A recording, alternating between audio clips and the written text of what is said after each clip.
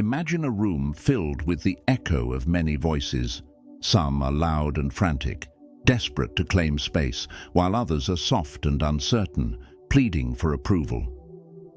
In this theater of human interaction, we often look at a person's wealth, their garments, or their visible achievements to judge their worth. But the Stoics, the architects of internal power, knew better. They understood that the most accurate diagnostic of a human being's character is not found in what they own, but in the words they choose to release into the world. Your tongue is the window to your mind. Just as a piece of rotten fruit betrays the hidden decay of the tree that bore it, careless, reactive words reveal the structural weaknesses of the soul. When we speak, we are not merely communicating information. We are making our habits of thought audible.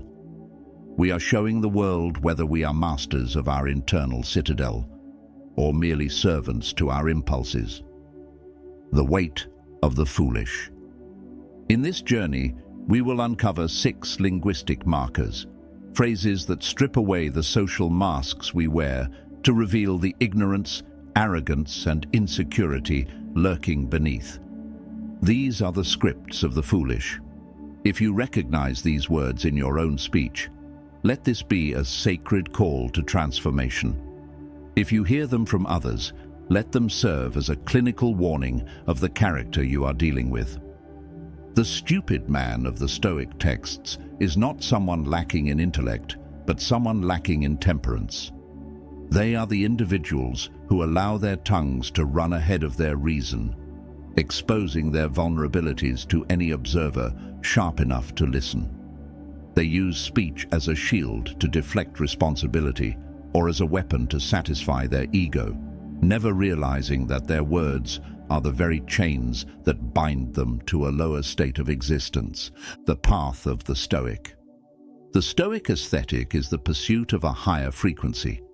It is the realization that by changing your language, you change your destiny. For when your language rises, your character has no choice but to follow.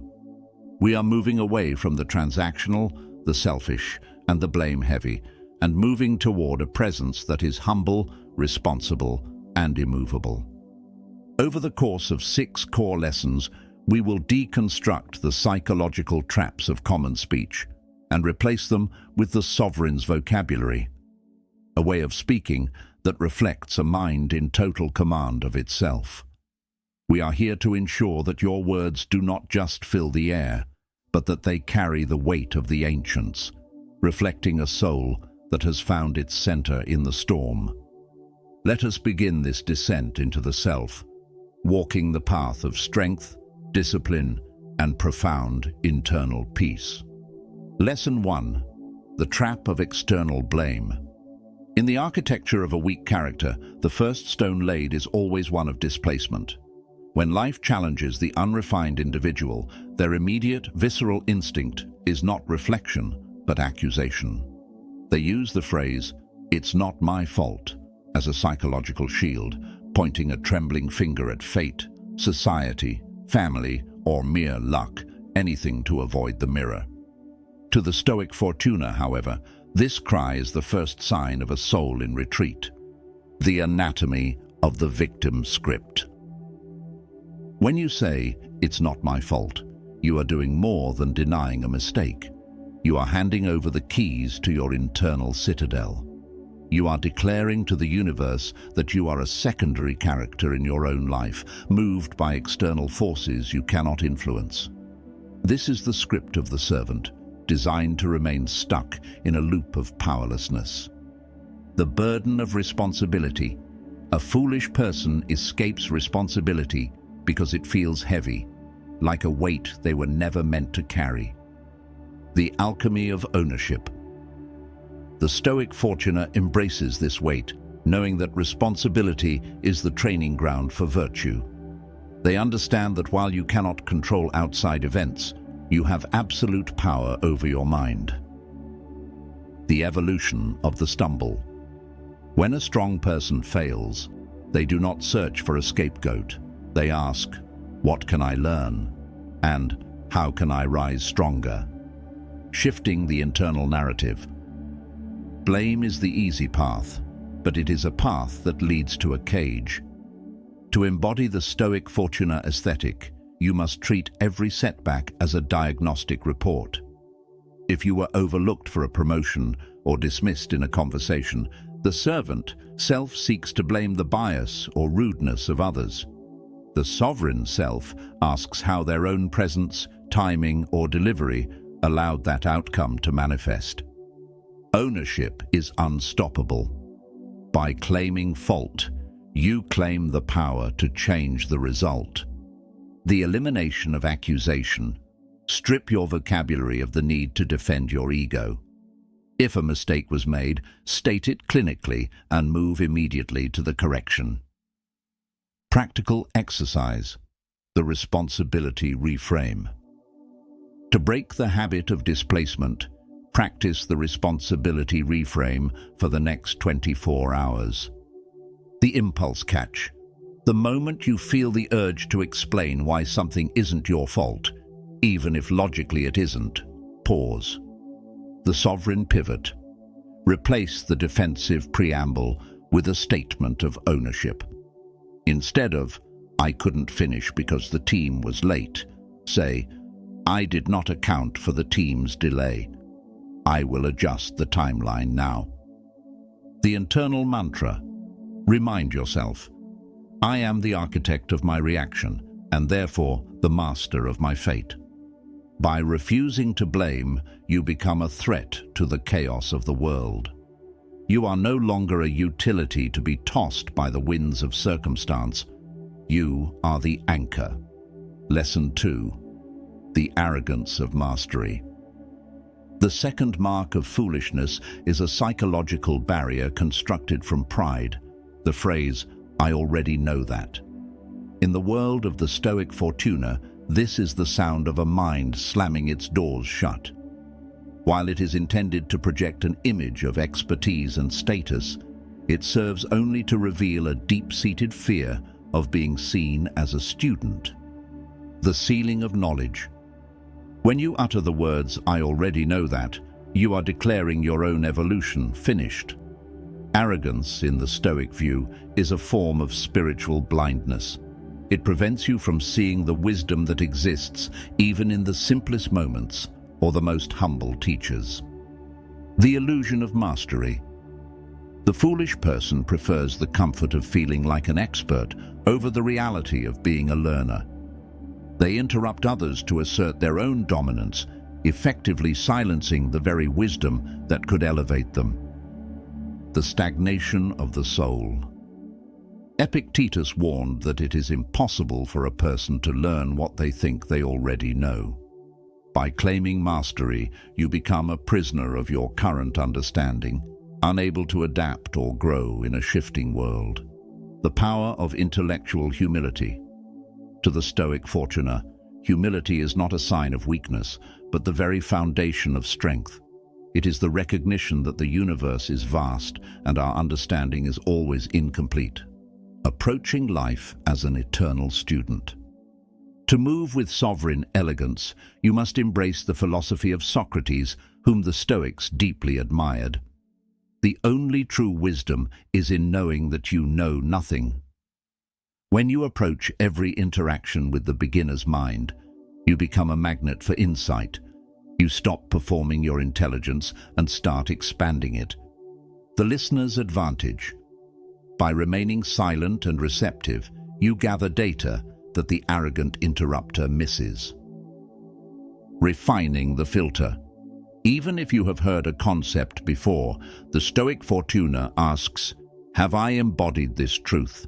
Have I mastered it in practice, or do I merely know the words? Practical exercise. The student's silence. To dismantle the reflex of arrogance, apply the student's silence technique in your professional and personal life today. The recognition of the urge. The next time someone begins to explain a topic you are familiar with, notice the internal impulse to say, I know, or to finish their sentence for them. The active reception. Instead of interrupting, Look at the speaker with genuine curiosity. Ask yourself, what is unique about their perspective on this? Is there a nuance I have overlooked? The insight inquiry. Once they finish, instead of asserting your knowledge, ask a follow-up question that deepens the topic. Say, "That's an interesting way to frame it. How did you arrive at that specific conclusion?" The internal mantra. Repeat to yourself, "I am an eternal student. Every voice is a lesson." By choosing humility over the mask of mastery, you ensure that your mind remains a fertile ground for growth. You become unshakable because you are always evolving, leaving the arrogant to wither in the shadows of their own perceived expertise. Lesson 3. The cowardice of the impossible. In the lexicon of the Stoic Fortuna, there is perhaps no phrase more limiting than "that's impossible." To the unrefined mind, this statement feels like a rational assessment of reality, a protective barrier against failure. In truth, it is the ultimate surrender of the will.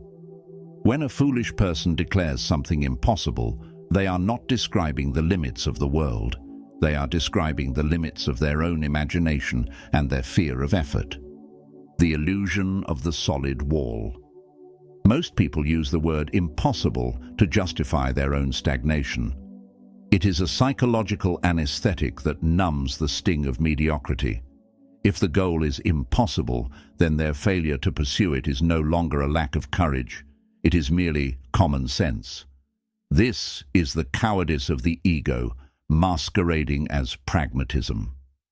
The Stoic frontier. Marcus Aurelius famously wrote, "Because a thing seems difficult for you, do not think it impossible for anyone to accomplish." The Stoic Fortuna understands that what the world calls a wall is often merely a fog that dissipates upon contact. The projection of limitation. When someone tells you a feat is impossible, they are often confessing their own inability to conceive of a solution. To accept their definition is to allow their smallness to dictate the boundaries of your life, expanding the field of action. The Stoic Fortuna views impossible not as a conclusion, but as a challenge to the faculty of reason. Every breakthrough in human history, from the conquest of the seas to the reach for the stars, was once labeled impossible by those who preferred the safety of the shore. To embody this aesthetic, you must treat your own perceived limits with profound skepticism. Logic over limitation. Instead of accepting a barrier, break it down into its constituent parts. Is it physically impossible or merely socially uncomfortable? Is it actually unachievable or just expensive in terms of time and discipline? The sovereign will. Your potential is a landscape that you must constantly survey and expand. If you do not push against the edges of your impossible, your territory will slowly shrink until you are a prisoner of your own comfort. Practical exercise. The constraint deconstruction. To purge the word impossible from your character, perform a constraint deconstruction on a goal you have previously dismissed. Identify the no-fly zone. Choose one thing you've told yourself you can't do because it's impossible for someone in your position. The objective breakdown. List the specific physical reasons you believe it is unachievable. For example, I don't have the capital. I lack the credential. The Stoic reframe. For each reason, find one historical or contemporary example of someone who bypassed that specific obstacle. The first increment. Identify the smallest possible action that moves toward that impossible goal and execute it within the next hour. By taking action in the face of the impossible, you prove to your subconscious that your will is more powerful than your fears. You transition from a victim of circumstance to an architect of reality. Lesson 4. The escape of I don't care. In the gallery of human defense mechanisms, the phrase, "I don't care," is often presented as a shield of strength. To the unobservant, it looks like the ultimate Stoic detachment, a cool, unaffected posture in the face of chaos. But in the architecture of the Stoic, we must learn to distinguish between the noble indifference of the wise and the apathetic escape of the fool. When the unrefined person says, "I don't care," they are rarely expressing peace. They are masking their fear of effort and their lack of purpose. The apathy of the fearful. For the foolish man, "I don't care" is a white flag disguised as a shrug. It is used to justify mediocrity, to excuse a lack of discipline, and to protect the ego from the sting of falling short. By claiming they don't care about a goal, a standard, or a relationship, they avoid the responsibility of having to try. This is not freedom, it is a psychological prison. It is the rejection of the very duty that gives a human life its meaning. The mask of nihilism. The fool uses indifference to hide their wounds. If they fail, they didn't really care anyway. This creates a hollow existence where nothing has weight, and therefore nothing has value. The leak of character. Epictetus made a vital distinction. Some things are within our control, and others are not. The foolish man confuses these. He stops caring about his character, which is in his control, because he is too busy obsessing over his reputation, which is not. The noble indifference of the Fortuna. The Stoic Fortuna aesthetic is built on a different kind of not caring. It is the liberation from illusions. The wise individual does not care about the noise of the crowd, the fickle nature of fame, or the inevitable shifts of fortune. However, they care deeply and precisely about their choices, their integrity, and their contributions to the world. Selective focus. To be Stoic is to care so much about your internal excellence that you have no energy left to waste on external vanities. The weight of integrity. While the fool uses indifference as an escape from duty, the Stoic uses it as a tool to fulfill their duty without the distraction of fear. Practical exercise. The care audit. To refine your character, you must audit the energy you expend. For the next 3 days, perform a care audit on your daily frustrations. The categorization. When you find yourself saying, "I don't care," or feeling the urge to, stop. Ask, is this an escape from a duty I find difficult, or a genuine detachment from an external event I cannot control? The re-engagement. If it is something within your control, like the quality of your work or your patience with a family member, replace "I don't care" with "This matters because my character matters." The true detachment. If it is an external event, like a stranger's opinion, say, "I care about my reaction to this, but I am indifferent to the event itself." By reclaiming your care, you reclaim your power. You stop drifting through life as a shadow and begin to stand as a lighthouse, firm, focused, and profoundly purposeful. Lesson 5. The transactional soul. In the final stages of a character's decline, we encounter a phrase that exposes the heart of the stupid man. What's in it for me? To the unrefined mind, every interaction, every relationship, and every act of service is viewed through the cold, narrow lens of a transaction. They weigh the world by personal gain, unaware that this ledger-based living is the very thing that hollows out their spirit. The poverty of the taker. The person who asks, "What's in it for me?" believes they are being shrewd. In reality, they are exhibiting a profound spiritual poverty. By refusing to act unless there is a direct, immediate benefit to their own ego or pocket, they cut themselves off from the vast, interconnected energy of the human experience. The transactional trap. The fool sees every situation as a game to be won and every person as a utility to be used. This leads to a life of isolation, as others eventually sense the lack of genuine virtue and withdraw. The wisdom of the beehive. Marcus Aurelius famously reminded us that what is not good for the beehive cannot be good for the bee. We are part of a larger whole, and to act only for the self is to act against the nature of reality. Exploitation versus contribution. While the fool seeks exploitation, the wise man seeks contribution. The Stoic Fortuna understands that a meaningful life is measured not by the sum of what you possess, but by who you become through the act of service. The shift to sovereign contribution. To embody the Stoic Fortuna aesthetic, you must move from the mindset of the scavenger to the mindset of the provider. You do not give because you expect a return. You give because it is the natural expression of a high-character soul. You understand that your integrity and your virtue are the only true gains that matter. The power of the unconditional. When you act without asking, "What's in it for me?" you become unpredictable and unmanipulatable. You are no longer a pet that can be moved by the carrot of a reward. The reward of character.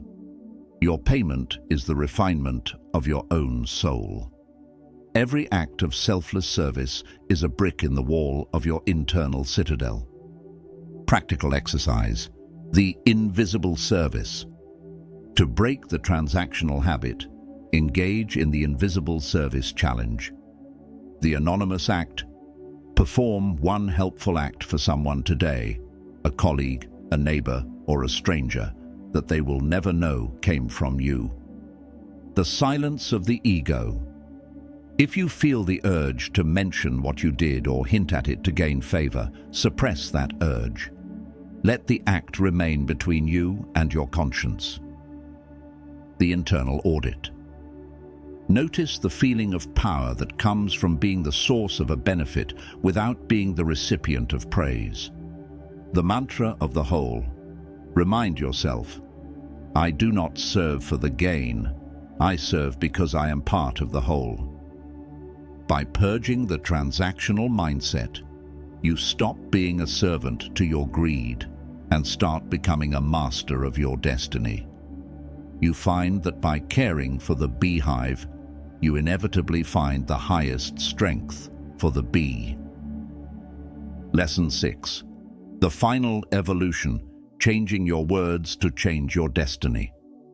The final shift in the journey of the Stoic Fortuna is the realization that your language is not merely a byproduct of your thoughts, it is the architect of your future. We have deconstructed the scripts of the foolish, the blame, the arrogance, the defeatism, the apathy, and the transactionality. Now we enter the final evolution, where you intentionally rebuild your vocabulary to reflect the sovereign power of your soul. The language of the sovereign. To change your destiny, you must first change the frequency of your speech. The Stoics taught that words are habits of thought made audible. When you purge the 5 foolish phrases from your life, you create a vacuum that must be filled with the language of virtue. From blame to ownership. Instead of, "It's not my fault," the sovereign says, "I am responsible for my response."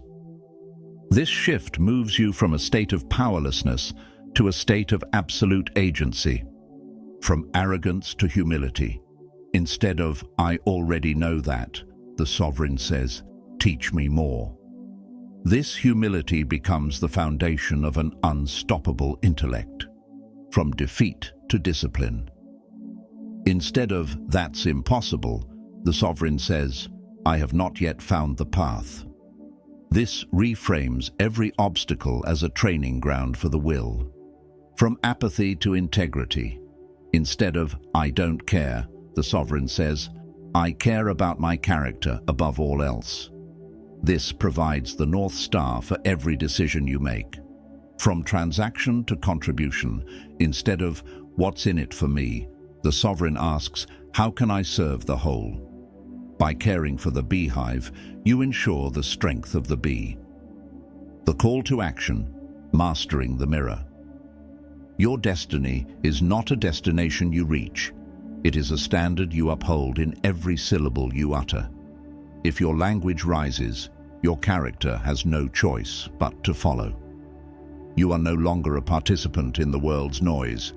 You are the architect of your own internal order. The final commitment: purge the weakness. For the next 7 days, commit to a total fast from the 5 foolish phrases. If one slips out, immediately correct it with its sovereign counterpart. The evening reflection. Before you sleep, review your speech. Did you speak with humility? Did you take ownership? Did you serve the whole? The sovereign script. Choose one area of your life where you have been foolish in your speech and rewrite the script today. Conclusion: the path of peace. The world is full of people exposing their weaknesses through their careless words. Do not be one of them. Be the contrast. Be the individual whose speech is guided by philosophy, marked by humility, responsibility, and virtue. As you move forward, remember that you are the master of your soul because you are the master of your tongue. Stand tall, remain sovereign, and let your silence and your carefully chosen words speak of your power. Leave a comment below with the word sovereign to signal your commitment to this path of strength and discipline.